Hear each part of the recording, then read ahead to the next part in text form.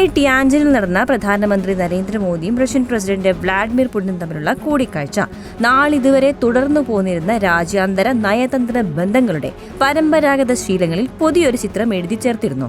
ഒരു കാറിൽ പരസ്പരം സംസാരിച്ച് പുടിനും മോദിയും ഒരുമിച്ച് യാത്ര ചെയ്തത് പുതിയ നയതന്ത്ര രീതിയായി വിശേഷിപ്പിക്കപ്പെട്ടിരുന്നു.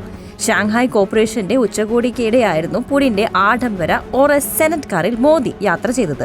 പിന്നീട് പുടിൻ ഇന്ത്യയിലെത്തിയപ്പോൾ മോദിയുടെ ടൊയോട്ട ഫോർച്യൂണറിൽ യാത്ര ചെയ്തതും ശ്രദ്ധേയമായിരുന്നു. കാർപൂൾ നയതന്ത്രം എന്ന് വിശേഷിപ്പിക്കപ്പെട്ട ഈ സമീപനം ഒരു നയതന്ത്ര ട്രേഡ് മാർക്ക് ആക്കുന്നു എന്ന സൂചന നൽകുകയാണ് നരേന്ദ്രമോദി.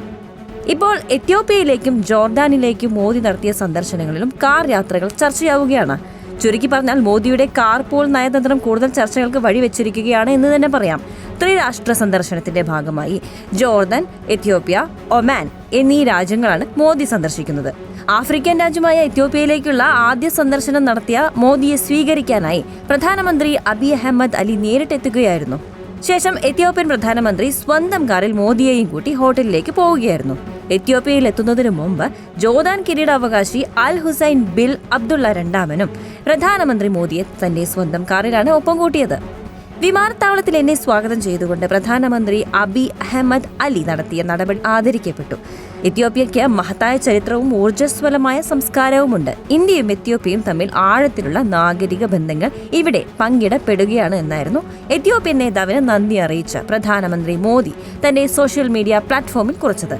എത്യോപ്യയിലെത്തിയ മോദിക്ക് എത്യോപ്യയിലെ പരമോന്നത ബഹുമതിയായ great honour Nishan of Ethiopia Ahmed Ali സമ്മാനിച്ചതും വാർത്തയിൽ നിറഞ്ഞു. ഇന്ത്യയിലെ 140 കോടി ജനങ്ങൾക്ക് വേണ്ടി ഈ സമ്മാനം സ്വീകരിക്കുന്നുവെന്ന് പറഞ്ഞ മോദി ആ ബഹുമതിക്ക് അർഹനായ ആദ്യത്തെ രാഷ്ട്രത്തലവനാണ്.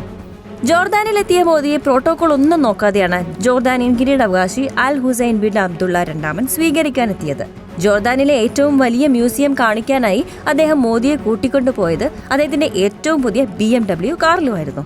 BMWവിന്റെ പാസഞ്ചർ സീറ്റിലിരിക്കുന്ന തന്റെ കാർ ദൃശ്യങ്ങൾ മോദി പോസ്റ്റ് ചെയ്യുകയും ചെയ്തിട്ടുണ്ട്.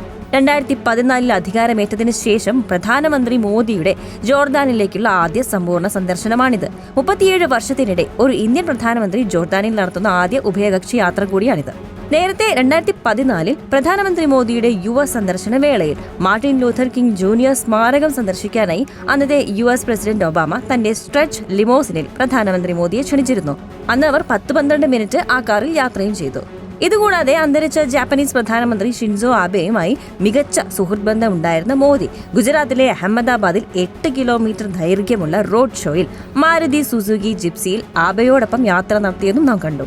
പ്രധാനമന്ത്രി മോദിയും ഇസ്രായേൽ പ്രധാനമന്ത്രി ബെഞ്ചമിൻ നെതന്യാഹുവും അവരുടെ ഔദ്യോഗിക മീറ്റിംഗുകളിൽ പ്രത്യേകിച്ച് 2017-ലും 2018-ലും ഒരേ കാറിൽ പലതവണ ഒരുമിച്ച് യാത്ര ചെയ്തിട്ടുമുണ്ട്.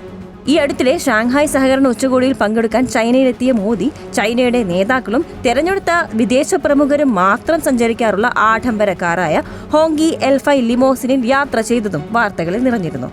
റെഡ് ഫ്ലാഗ് എന്നും അറിയപ്പെടുന്ന ചൈനയുടെ ചെങ്കൊടി കാറിലായിരുന്നു യാത്ര എന്നായിരുന്നു മറ്റൊരു പ്രത്യേകത. അങ്ങനെ പുടിനുമായി നടത്തിയ കാർ യാത്രയ്ക്ക് ശേഷം വീണ്ടും മോദിയുടെയും ലോക നേതാക്കളുടെയും കാർ യാത്ര ചർച്ച ചെയ്യപ്പെടുമ്പോൾ മാറിവരുന്ന നയതന്ത്ര ബന്ധം അർത്ഥമാക്കുന്നത് എന്താണ് എന്നൊരു ചോദ്യവും കൂടി ലോകം ചർച്ച ചെയ്യുന്നുണ്ട്.